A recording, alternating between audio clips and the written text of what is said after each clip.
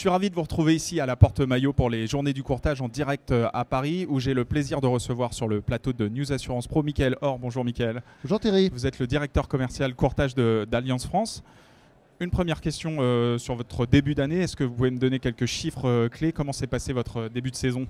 Le début de saison s'est plutôt très bien passé cette année, surtout sur la partie assurance de personnes, parce qu'on a connu une production nouvelle qui était un record. On a réalisé plus de 160 millions de PNB, comme on dit chez nous dans le jargon. Hein. Donc production nouvelle brute, et c'est un vrai bon début d'année. Donc on va essayer de confirmer d'ici la fin de l'année, en attendant les renouvellements Yard pour le 1er janvier. Très bien.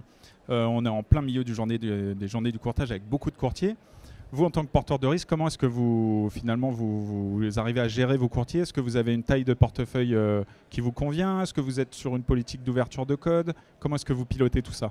En fait, on a un portefeuille courtage assez stable dans le temps. Hein. Globalement, on gère à peu près 2500 courtiers, pas tout à fait. Donc après, on a un modèle où on investit en présentiel d'un côté. Donc c'est à peu près 800 courtiers qu'on anime à travers un réseau d'inspecteurs spécialistes, soit en assurance de biens et de responsabilité, soit en assurance de personnes. Ouais. Et après, on a 1600 courtiers qu'on anime à distance avec une entité qui s'appelle courtage en ligne. Et courtage en ligne, en fait, ils font la même chose, mais c'est essentiellement sur le marché du particulier et du pro et sur des courtiers de moindre taille, des courtiers de proximité.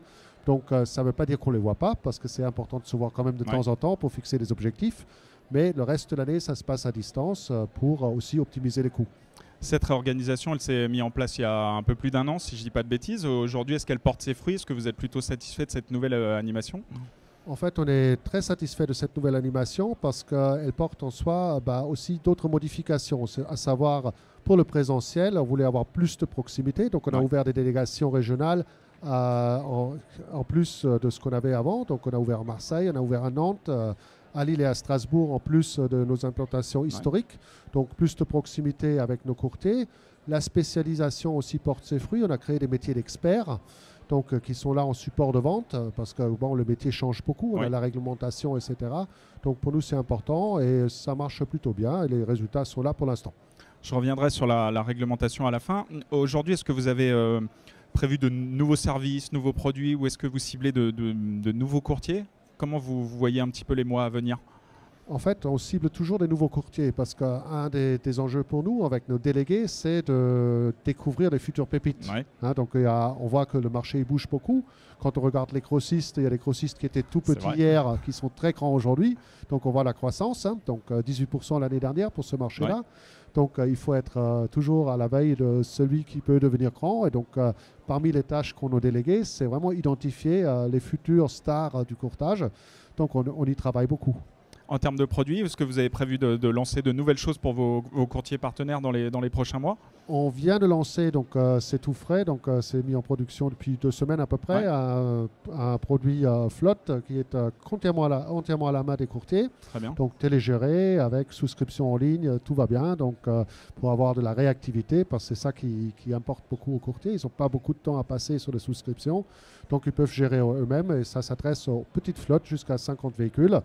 On travaille également sur une nouvelle version du Cyber, également géré en ligne, probablement pour le début de l'année prochaine. Et après, suivra un produit pour les assurances de biens de responsabilité et en termes RC et dommages aux biens, début de l'année prochaine, aussi avec télégestion, bien entendu, tout intégré pour rendre le courtier autonome. Très bien. Vous parliez du cyber, ça me fait penser à AGCS, votre filiale Grand Risque. Est-ce que vous arrivez à trouver des synergies entre vous? Est-ce que vous arrivez sur certains produits à travailler ensemble? En fait, le support cyber pour nous vient d'AGCS, donc très clair. C'est aussi le cas pour la responsabilité civile des dirigeants ou des mandataires sociaux, comme on dit par ailleurs. Donc là, on a du support de chez eux. De l'autre côté, nous fournissons leurs clients dans les branches qu'ils ne pratiquent pas, les flottes. Aussi la construction pour la partie RC décennale, dommage ouvrage. Et AGCS, dans ce cas-là, fait la TRC. Et souvent, nous remportons des projets ensemble. Eux, la TRC, nous, la partie décennale. Donc, ça marche très bien. On a des échanges réguliers quand même parce qu'on est dans le même marché. Très bien. Une dernière question sur les aspects législatifs. Aujourd'hui, est-ce qu'il y a des échéances législatives ou des choses comme ça que vous voyez à l'avenir qui pourraient vous impacter? Il y en aura certainement parce que chaque année porte son lot de modifications hein, et ces dernières années étaient particulièrement riches. Après, moi je pense que sur le fond, hein, donc, on va y avoir une tendance de protection du consommateur qui est à peu près irrésistible. Oui. Donc ça va progresser à tort ou à raison parce que parfois on peut se demander s'il faut soumettre 50 pages de documentation à un client, est-ce qu'il va les lire? Pas sûr. Pas sûr. Est-ce que c'est plus transparent qu'une fiche d'une page?